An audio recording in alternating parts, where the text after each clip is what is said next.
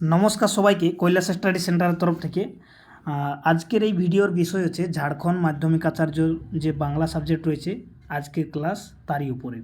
তো এর পূর্বে আমরা আরও 8টা ক্লাস আপলোড করেছি। যদি আপনারা কেউ সেই ক্লাসগুলো না দেখে থাকেন তাহলে প্লে লিস্টে পেয়ে যাবেন, বা এই ভিডিওর ডিসক্রিপশনে তার লিঙ্ক আমি দিয়ে দেবো। তো চলো আজকের ক্লাসটা শুরু করা যাক। তো ক্লাসটা শুরু করার পূর্বে বলি, আমাদের এই কৈলাস স্টাডি সেন্টারের তরফ থেকে একটা পেড কোর্সের ব্যবস্থা রয়েছে। যদি আপনারা সেখানে ক্লাস নিতে চান এই মাধ্যমিক আচার্যের উপরে, তাহলে নিতে পারেন। এই যে নিচে নাম্বারগুলো দেওয়া রয়েছে, সেখানে যোগাযোগ করে ক্লাস জয়েন করতে পারেন। এবারে চলো ক্লাসে আসা যাক। তো গত ক্লাসে আমরা আলোচনা করেছিলাম ধর্মমঙ্গল কাব্যকে নিয়ে। আর ধর্মমঙ্গল কাব্যের যিনি শ্রেষ্ঠ কবি তারই আজকের এই টপিকস ঘনারাম চক্রবর্তীকে নিয়ে। তো চলো ঘনারাম চক্রবর্তীকে নিয়ে যেটুকু তথ্য আমরা বাংলা সাহিত্য থেকে পেয়েছি সেগুলো আজকের ক্লাসে আলোচনা করে নিই, যেগুলো তো মানে আপনাদের পরীক্ষাতে কাজে লাগবে। ঝাড়খণ্ডের মাধ্যমিক আচার্য হোক বা ঝাড়খণ্ডের জেট পরীক্ষা হোক বা আদার যে বাংলা সাহিত্যকে নিয়ে যেখান থেকে প্রশ্ন হয়, ধর্মমঙ্গল কাব্যের ঘনারাম চক্রবর্তীকে নিয়ে প্রশ্ন বিভিন্ন পরীক্ষাতে এরকম ধরনের হয়ে থাকে। যেমন বাংলা সমাজ জীবনের এক অস্থির সময়ের ফসল মহাকাব্যের কবি হচ্ছে ইনি। তাছাড়া এই যে আমরা বলছি যেটা, সেটা মঙ্গল কাব্যগুলির মধ্যে মনসামঙ্গল চণ্ডীমঙ্গলের পর মহাকাব্যিক ব্যাপ্তি নিয়ে বাংলা সাহিত্যের আঙিনায় ধর্ম ঠাকুর প্রবেশ করেন। আর সপ্তদশ শতকের ধর্মমঙ্গল কাব্যের লেখার সূচনা ঘটল অষ্টাদশ শতকে, এর পূর্ণতা পায়। আর যার হাত ধরে ধর্মমঙ্গল কাব্যের বাংলা সাহিত্যের আঙিনায় মাথা উঁচু করে বিজয় পতাকা উড়াতে থাকে তিনি কে না, তিনি হলেন এই ঘনারাম চক্রবর্তী। ধর্মমঙ্গল কাব্যের শ্রেষ্ঠ কবি তিনি। ঠিক আছে, এবারে আমরা অন্য যে আর তথ্যটা পাচ্ছি সেটা হচ্ছে যে ধর্মমঙ্গল কাব্যের রচয়িতাদের মধ্যে তিনি সব থেকে দক্ষ ও শিক্ষিত ছিলেন। ঘনারাম তার ধর্ম সঙ্গীত কাব্যের মধ্যে দেশাত্মবোধ গান শোনালেন, রাজা মঙ্গল চিন্তি দেশের কল্যাণ। এবারে এখানে আরেকটা জিনিস বলছে যে দেখালেন সমকালীন অস্থির সময়ের কণ্টকে কিভাবে বাঙালির একতার ফুল ফোটে। আর তিনি হিন্দু মুসলিম সম্প্রতি ছবি আঁকলেন। মঙ্গল কাব্যের ঐশ্বর্য যুগে শেষ পর্যায়ে তিনি মানবিকতা আদর্শবোধের পাঠ পড়ালেন। কাদেরকে? বাঙালি পাঠকদেরকে বা বাংলার সমাজে। এবারে তার জন্ম যে সময়টা সেটা নিয়ে, সপ্তদশ শতকে কবির আবির্ভাব হয়। তিনি 1669 খ্রিস্টাব্দে জন্মগ্রহণ করেন। এবারে জন্মস্থান কোথায় সেই বিষয়টা দেখে নিয়ে যাক। জন্মস্থান হচ্ছে যে জন্মস্থান পূর্ব বর্ধমান জেলার কৈউর পরগনার খণ্ডঘোষ থানার অন্তর্গত কুকুড়া কৃষ্ণপুর গ্রামে। আর দামোদরের দক্ষিণ তীরে পূর্ব বর্ধমান থেকে প্রায় 400 কোষ দক্ষিণে। ঠিক আছে, এবারে পিতামহ ধনঞ্জয় চক্রবর্তী আর প্রতি পিতামহ প্রমানন্দ চক্রবর্তী, মাতামহ হচ্ছেন গঙ্গাহারী, মাতা সীতাদেবী। ডাক্তার সুকুমার সেনের মতে এইগুলো নামগুলো একটা চেঞ্জ হয়েছে, যেমন ওটা মহাদেবী বলছে। তো বাকিটুকুটা ওই গুরু শ্রী দাস ভট্টাচার্যর ইয়েতে লেখা। এবারে পিতা হচ্ছে কে ন গৌরীকান্ত চক্রবর্তী শ্রীরামের ভক্ত ছিলেন। পুত্র ঘনারাম পিতার ন্যায় ছিলেন রাম ভক্ত। তাহলে এখান থেকে একটা আমরা ভালো কথা জানতে পারছি কি না, ঘনারাম চক্রবর্তী না রাম ভক্ত ছিলেন, তাই তিনি তার 4 পুত্রের প্রত্যেকের নাম আগে রাম শব্দকে যোগ করেছিলেন। এইটা কে করেছিলেন না, ঘনারাম চক্রবর্তীর যে পিতা ছিলেন সেই করেছিল এই কাজটা। তার পুত্ররা হলেন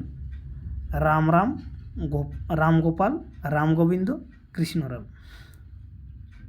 রামকৃষ্ণ।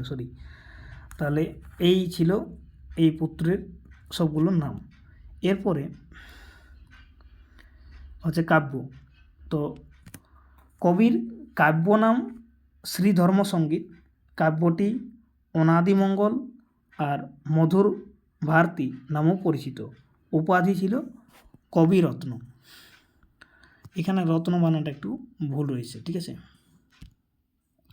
এটা ভুল রয়েছে, একটু টাইপিং মিস্টেক হয়েছে, রত্ন হবে। কাব্য রচনার কাল। কাব্যের রচনা কাল জ্ঞাপন একটি শ্লোক থেকে জানা যায় যে 1633 শকাব্দে কাব্যটি রচিত হয়, মানে অর্থাৎ যদি আমরা এটা ইংরাজি করি তাহলে কী হবে 1711 খ্রিস্টাব্দের অগ্রহায়ণ মাসে শুক্রবার শুক্ল তৃতীয়া তিথিতে এই কাব্যটি রচনা শেষ হয়। এরপরে আমার কাব্যর মধ্যে কী আছে না, কাব্য সম্পর্কে তথ্য হচ্ছে যে কবির কাব্য 24টি স্বর্গে বা পালায় বিভক্ত আছে, ঠিক আছে। সেই প্রথম পালা হচ্ছে স্থাপন পালা, আর এছাড়া অন্যান্য পালাগুলির নাম এখানে দেওয়া রয়েছে, যেমন ঢেকুর পালা রয়েছে, রঞ্জাবতীর বিবাহ পালা রয়েছে, হরিশ্চন্দ্র পালা, আর সালে ভরা পালা, লাউসেনের জন্ম পালা, আর আখড়া পালা, কাল নির্মাণ পালা, গৌড় যাত্রাপালা। তারপরে যেমন এখানে আরেকটা দেওয়া রয়েছে যে কামদল বধ পালা, আর জামিত পালা, গোলাহাট পালা, আর হস্তিবধ পালা, আর কান্ডুর যাত্রাপালা, এরকম করে 24টা রয়েছে, ঠিক আছে। এগুলো কোনো সময় পরীক্ষাতে আসে, তো নামগুলো আসে না, বেশিরভাগে পালার সংখ্যাটি মনে রাখলে পালার সংখ্যা হচ্ছে 24। শ্লোক সংখ্যা রয়েছে কাব্যের মধ্যে প্রায় 9147টা, ঠিক আছে। আর কাহিনীর যে বিভাগ রয়েছে, তো কাব্য কাহিনী দুটি অংশে এখানে বিভক্ত রয়েছে। সেটা হচ্ছে কি, আপনারা এটা সবাই জানেন যে হরিশ্চন্দ্র বা ওই লুইচন্দ্রের কাহিনী আর লাউসেনের কাহিনী, ঠিক আছে। এই দুটো কাহিনী রয়েছে, দুটো কাহিনীর একটা বিস্তারিত গল্প রয়েছে। আমরা ধর্মমঙ্গলের ভিডিওতে সেখানে মনে হয় আলোচনা করেছিলাম, তো এর পূর্ববর্তী ভিডিওতে ওটা আলোচনা করা রয়েছে।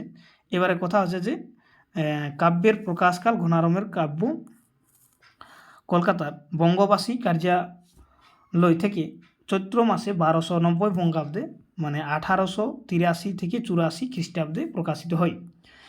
পৃষ্ঠপোষকতা রাজা তার কাব্যের বর্ধমান মহারাজা কীর্তিচন্দ্রের নাম উল্লেখ আছে, আর ঘনারাম চক্রবর্তী মহারাজা কীর্তিচন্দ্রের পৃষ্ঠপোষকতা লাভ করেছিলেন। এবারে অন্নদামঙ্গল কাব্যের ঐশ্বর্য যুগের শ্রেষ্ঠ কবি যেমন ভারতচন্দ্র, কথাটা বোঝার চেষ্টা করবেন যে অন্নদামঙ্গল কাব্যের ঐশ্বর্য যুগের শ্রেষ্ঠ কবি যেমন ভারতচন্দ্র, ঘনারামও তেমনি ধর্মমঙ্গল কাব্যের ঐশ্বর্য যুগের শ্রেষ্ঠ কবি। এটা কে বলছেন? এটা বলেছেন আশুতোষ ভট্টাচার্য। দ্বিতীয় আরেকটা মন্তব্য রয়েছে, যেমন বলছে যে ঘনারামের ধর্মমঙ্গল পাইলাম, মানে কি পাওয়া গেল, পাইলাম দেশাত্মবোধের প্রথম উন্মেষ দেখা গেছিল। এটা কে বলেছিলেন? সুকুমার সেন বলেছিলেন। এবারে আমরা এর কিছু সংক্ষিপ্ত প্রশ্ন উত্তর বা এমসিকিউ টাইপ প্রশ্ন উত্তর আমরা পরবর্তী ভিডিওতে নিয়ে আসবো, কিন্তু এখন আমরা সংক্ষিপ্ত কিছু প্রশ্ন উত্তর এখানে আলোচনা করব। সেই বিষয়টা হচ্ছে কি, যেমন প্রশ্নগুলো নিয়ে আছে যে ধর্মমঙ্গল কাব্যের শিক্ষিত, রুচিবান ও দক্ষ কবি কে ছিলেন? এটা সবাই জানো, এখনই আমরা একটু আগে আলোচনা করলাম, ঠিক আছে। তার কাব্যের নাম কি? তার কাব্যের নাম হচ্ছে ধর্মমঙ্গল বা ধর্মসঙ্গীত। এবারে ধর্মমঙ্গল কাব্যের শ্রেষ্ঠ কবি কে? ঘনারাম। তিনি কোন শতাব্দীর কবি? তিনি অষ্টাদশ শতাব্দীর কবি। ঘনারাম চক্রবর্তী কোথায় জন্মগ্রহণ করেন? এই যে আমরা একটু আগেটাই আলোচনা করলাম, সেটা এখানে উত্তরও লেখা আছে, ঠিক আছে। এরপরে হচ্ছে যে ঘনারামের পিতা ও মাতার নাম কি? তো এখনই আমরা বললাম যে গৌরীকান্ত, আর মাতা সীতা দেবী। সুকুমার সেন বলেছেন না মহাদেবী বলে, ঠিক আছে, এরকম মত মানে তিনি জানিয়েছেন। আর ঘনারামের পিতামহ বা মাতামহের নাম কি? তো পিতামহের নাম ধনঞ্জয়, আর মাতামহের নাম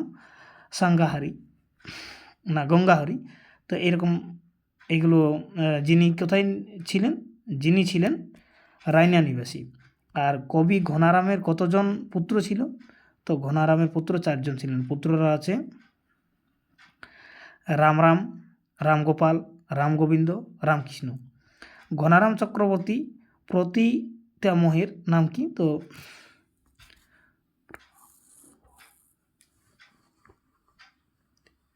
প্রপিতামহের নাম হচ্ছে এখানে রামানন্দ চক্রবর্তী। আর ঘনারাম চক্রবর্তী ধর্মমঙ্গল কাব্যের নাম কি? আর তার কাব্যের প্রকৃত নাম কি? তো এখানে অনাদিমঙ্গল বা ধর্মসঙ্গীত বা মধুর ভারতী, এই নামগুলো আমরা একটু আগেও আলোচনা করেছিলাম। তো এই ধরনেরই প্রশ্ন এখানে নেওয়া রয়েছে, যেখানে উপরে আলোচনাটা দেওয়া রয়েছে সেই তারই উপর আলাদা কোনো প্রশ্ন এখানে নেওয়া হয়নি। যেমন এখানে লেখা হয়েছে যে কবি ঘনারামের জন্মস্থান কুকুড়া কৃষ্ণপুর গ্রামটি কোন নদীর তীরে অবস্থিত ছিলেন? তো দামোদর নদীর তীরে অবস্থিত ছিলেন। এবারে এই ধরনের আমরা মোটামুটি এখানে অনেকগুলোই প্রশ্ন নিয়েছি, ঠিক আছে। আর এখানে যেমন একটা প্রশ্ন আমরা নিয়েছি যেগুলো ইম্পর্টেন্টের মধ্যে পড়ে, যে ঘনারাম চক্রবর্তী রচিত ধর্মমঙ্গল কাব্যের মোট কয়টি পালা আছে? তো 24টি আছে। ঠিক আছে, শ্লোক সংখ্যাটাও এখানে দেওয়া রয়েছে যে 9147 শ্লোক সংখ্যা। ঠিক আছে, এবারে ঘনারাম চক্রবর্তী ধর্মমঙ্গল কাব্যের প্রথম যে পালার নাম, তার নাম হচ্ছে কি স্থাপন পালা, স্থাপনা পালা বা স্বর্গরোহণ পালা, এটা লাস্টের নাম। এবারে ঘনারাম চক্রবর্তী উপাধি কি? এই উপাধি তাকে কে দিয়েছিলেন? তো উপাধি ছিল কবিরত্ন। আর সেই সময় কবির পিতা কবির রামবাটির টোলে প্রেরণ করে বিদ্যা অর্জনের জন্য। আর যেখান থেকে শুরু হই শ্রী রামদাস ভট্টাচার্য কবি প্রতিভার জন্য কবিকে কবিরত্ন উপাধি দিয়েছিলেন। আর কার আদেশে বা নির্দেশে ঘনারাম চক্রবর্তী ধর্মমঙ্গল কাব্য রচনায় ব্রতী হন? তো ধর্মমঙ্গল যে এই কাব্য রচনায় ব্রতী হওয়ার পেছনে বর্ধমান অধিপতি, ঠিক আছে, মহারাজা কীর্তিচন্দ্র রায়ের আদেশে বা নির্দেশে একটি ভণিতা পাওয়া যায়। এই ভণিতাতে সেই তার উল্লেখ রয়েছে যে অখিলে বিদ্যার কীর্তি মহারাজ চক্রবর্তী কীর্তিচন্দ্র নরেন্দ্র প্রধান চিন্তিত তার রাজোন্নতি কৃষ্ণপুর নিবাসিত দ্বিজ ঘনারাম রসগান। এটা থেকে বোঝা যায় যে তিনি আদেশ বা করেছিলেন। ঘনারাম চক্রবর্তী কাব্যে 24টি পালার নাম কী কী? তো এখানে ওগুলো ভালো করে আরও দেওয়া রয়েছে। ঠিক আছে, তো এগুলো আপনারা স্ক্রিনশট করে রেখে দিতে পারেন। তো আজকের এই ক্লাসে এইটুকুই। পরবর্তী ক্লাসে আমরা ঘনারাম চক্রবর্তীকে নিয়ে যদি আপনারা বলেন তাহলে এমসিকিউ প্রশ্ন আরও নিয়ে আসবো, তাহলে কিন্তু কমেন্ট করে জানাবেন। তো সবাইকে ভিডিওটা শেষ পর্যন্ত দেখার জন্য ধন্যবাদ। আর খুব তাড়াতাড়ি পরবর্তী ভিডিও নিয়ে আসবো, যেমন ভিডিওতে রেসপন্স পাওয়া যাবে এত তাড়াতাড়ি ভিডিও নিয়ে আসবো। আপনাদের প্রতি একটা রিকোয়েস্ট রইল, ভিডিওটা সবাইকে শেয়ার করে দেবে। যত বেশি ভিউজ হবে আমাদেরকে ভিডিও বানাতে তত উৎসাহ বা প্রেরণা জাগায়। ধন্যবাদ সবাইকে।